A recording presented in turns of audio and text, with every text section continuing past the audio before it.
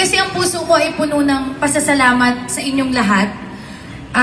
Unang-una, Papa, wow, heart to heart talk sa stage pag gusto. Hindi, syempre sa Papa ko, isa sa utak talaga kung bakit naging posible itong Team Payaman Fair, sa magulang ko, sa nanay ko, sa ate ko, sa V-Line staff. Puyat, Diyos ko, nagpunta ako dito kagabi nung nag-ingress. Talaga naman para na silang patagos ng pinto, no? Maraming salamat. Hindi ko man kayo maisa-isa, pero lubos na nagpapasalamat ang aking puso sa hard work ninyo para dito sa Team Payaman Fair. And syempre, hindi to magiging posible kung wala ang ating mga sponsors. Andito yung listahan para wala akong makalimutan. Ito lang talaga na lista ko. Ayan, so sa mga sponsors natin, maraming salamat sa tiwala na ibinigay nyo sa amin sa Team Payaman Fair, sa San Jewel, Herskin, Flava, Loxley, Mobile Cart, M-Carts PH, at maraming pang iba. Maraming salamat. At syempre, sa future na asawa ko.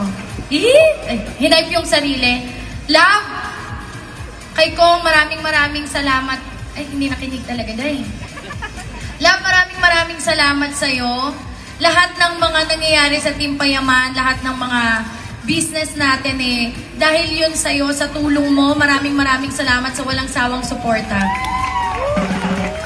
Hello po! Hey, I just met you, and this is crazy. Wala pa, hindi ba nagbubukas yung ano? Mamaya ka naman Okay, mahaba pa yung araw natin. Ayan, shoutout po sa lahat na nandito ngayong araw. Maraming salamat po sa oras nyo.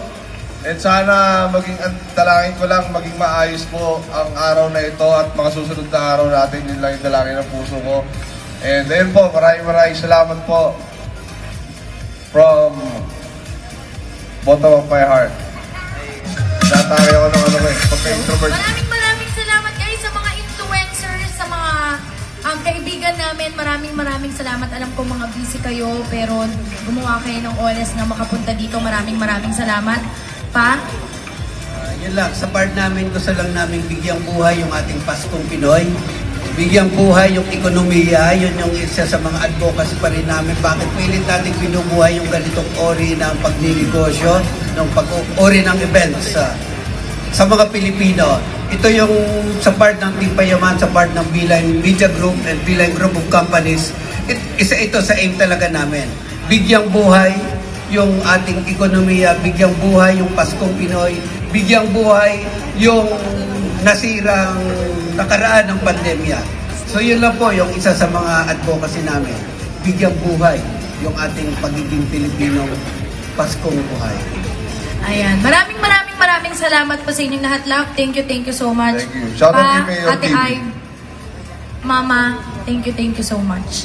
So ayan, mag-enjoy na tayo. Ito ang unang araw. Diyos ko po.